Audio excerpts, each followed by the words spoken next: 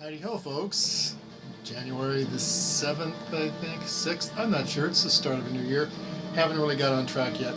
But it is time for more Cinema Cycle, and Cinema Cycle is Blu-ray Day. Today's a good Blu-ray, so we get that high definition and that really good surround sound. Today, random media generator. Gangster Squad. Okay. Another find at the Walmart bargain bin. I like to buy these because you can also get them on Vudu, so you can just look at them on online anytime you want if you have somebody's TV hooked up to it. So it gives me omnipotent movie viewing ability. Bruce is all about the omnipotence. Anyway, I have not seen this movie. It's a relatively recent one. It looks interesting when you look at Josh Brolin, Ryan Gosling, Nick Nolte, Emma Stone, and Sean Penn.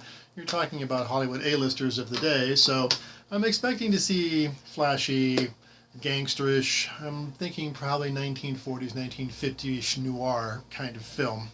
So let's see if we can't get out some gats and pop a couple of caps into people.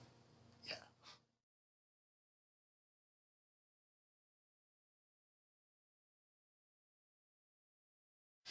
Okay, about 5 minutes into the film, I think the body count is 5.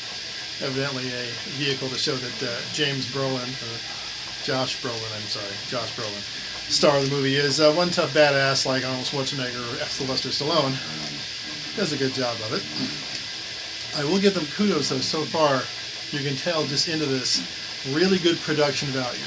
This is 1949 Los Angeles, and it really looks it, because I've been to LA and I've seen a lot of these locations and they're actually filming it on location, but it's all spiffed up with special effects where they're scrubbing out things that would not be 1949. So yeah, impressive to look at, kind of like a postcard of Los Angeles.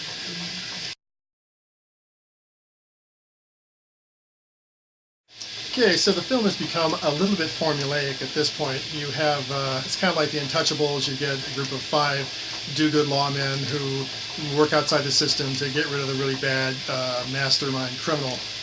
So, kind of know where that's going.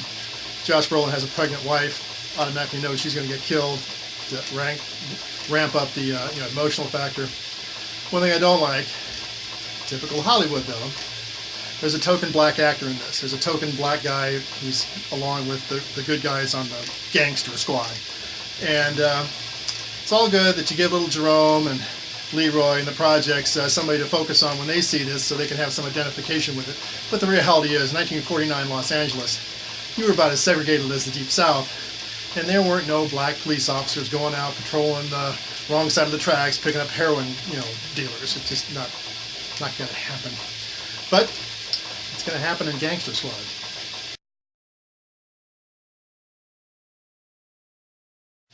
Yeah, I got to give kudos to the director and to the director of photography. It's a very slick film.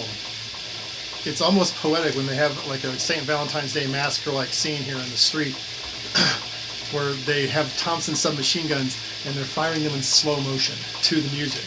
And it's like bop, bop, bop, bop, bop, but it's a really bad carnage. And then another scene where they have gunfights in a darkened building, and the flash of the gun actually becomes a flash like photography that freezes the scene for like half a second, which is like, okay, that's pretty artistic. That's pretty interesting because it really sets an interesting tone and feel for that scene. So as far as production design here and how this movie looks, yeah, it's really good. It's reminiscent of Chinatown almost.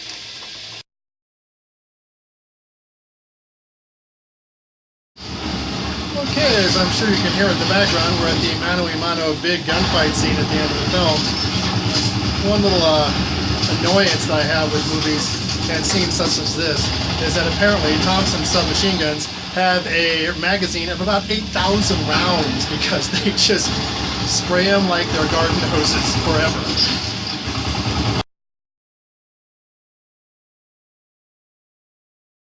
So I wonder, is there any movie that Sean Penn is in where he's not in a fight scene? I don't think so. Must be written into his contracts.